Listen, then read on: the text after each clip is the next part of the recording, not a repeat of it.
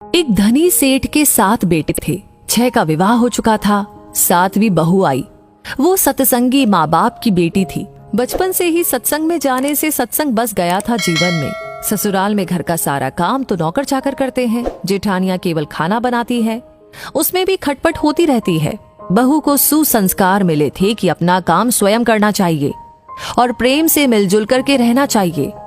अपना काम स्वयं करने से स्वास्थ्य बढ़िया रहता है।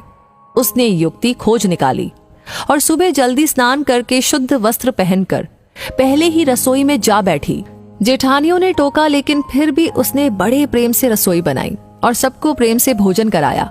सभी बड़े तृप्त व प्रसन्न हुए। दिन में सास छोटी बहू के पास जाकर बोली, बहू तू सबसे छोटी है, तू रसोई क्यों बनाती है? तेरी 6 जेठानियां हैं।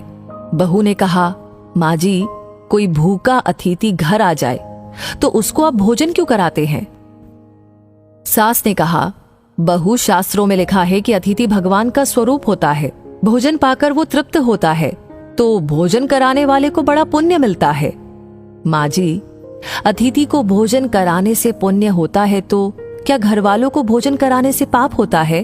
अतिथि में भगवान का स्वरूप है तो घर के सभी लोग भी तो भगवान का ही स्वरूप है, क्योंकि भगवान का निवास तो जीव मात्र में है।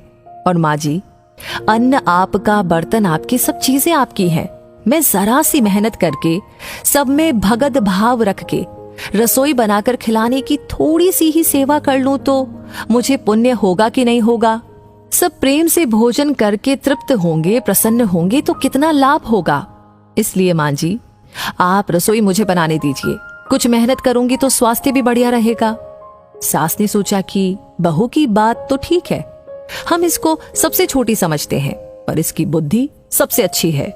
दूसरे दिन सास सुबह जल्दी स्नान करके रसोई बनाने बैठ गई। बहुओं ने देखा तो बोली, माँ जी, आप परिश्रम क्यों करती हैं? सास ने कहा, तुम्हारी उम्र से मेरी उम्र ज्यादा है, मैं जल्दी मर जाऊंगी। मैं अभी पुण्य नहीं करूंगी तो फिर कब करूंगी? बहुएं बोली, माँ जी, इसमें पुण्य क्या है? ये तो घर का काम है। सास बोली, घर का काम करने से पाप होता है क्या? जब भूखे व्यक्तियों को, साधुओं को भोजन कराने से पुण्य होता है तो क्या घर वालों को भोजन कराने से पाप होता है? सभी में ईश्वर का वास है। सास की बातें सुनकर सब बहुओं को लगा कि इस बात का तो हमने कभी ख्याल ही नहीं किया।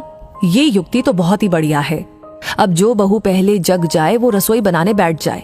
पहले जो भाव था कि तू रसोई बना तो 6 बारी बंधी थी, लेकिन अब मैं बनाऊं, ये भाव हुआ तो 8 बारियां बंध गई।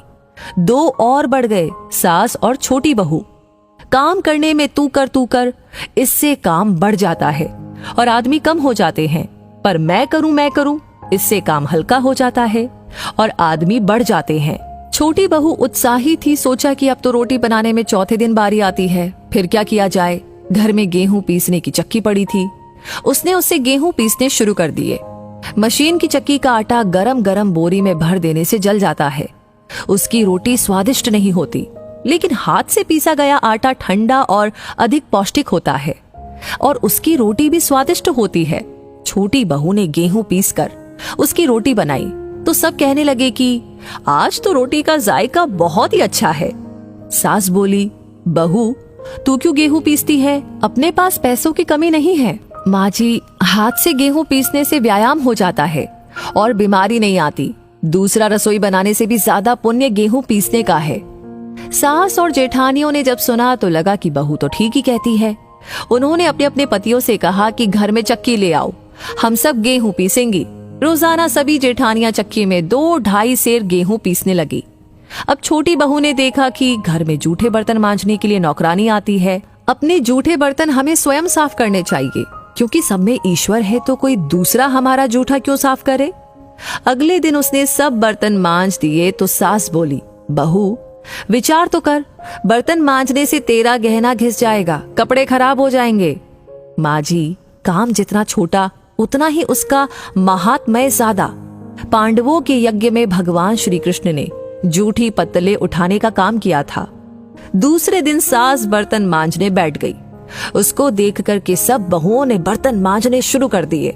घर में झाड़ू लगाने नौकर आता था। अब छोटी बहू ने सुबह जल्दी उठ करके झाड़ू लगा दी। सास ने पूछा, बहू, झाड़ू तूने लगाई है? माँ जी, आप मत पूछिए, आपको बोलती हूँ तो मेरे हाथ से काम चला जाता है। झाड़ू लगाने का काम तो नौकर का है, तो तू क्यों लगाती है?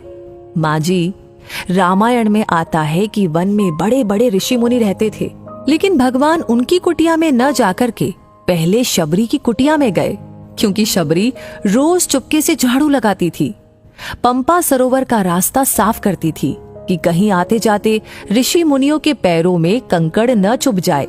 सास ने देखा कि ये छोटी बहू तो सबको लूट लेगी, क्योंकि ये सबका पुण्य अकेले ही ले लेती है। अब सास और सब बहुओं ने मिलकर के झाड़ू लगाना शुरू कर दिया।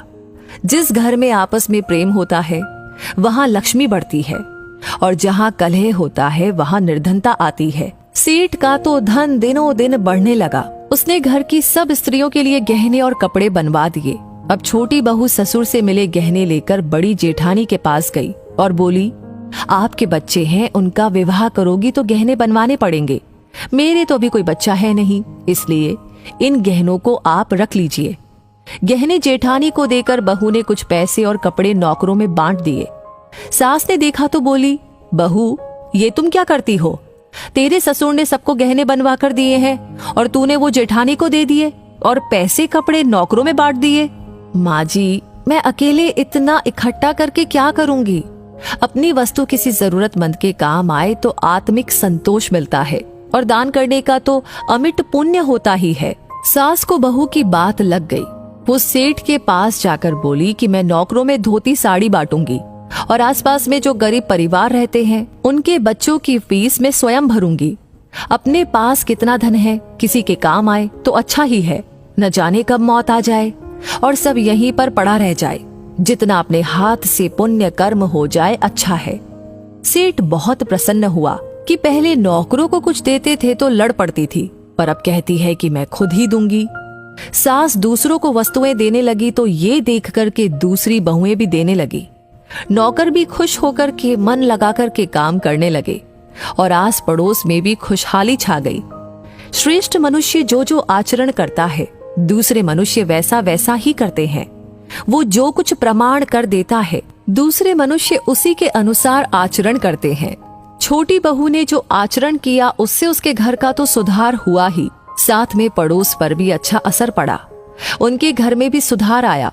देने के भाव से आपस में प्रेम भाईचारा बढ़ गया। इस तरह बहू को सत्संग से मिली सूझबूझ ने उसके घर के साथ अनेकों घरों को खुशहाल कर दिया। तो दोस्तों, इस कहानी को सुनते हुए आप क्या महसूस कर रहे थे?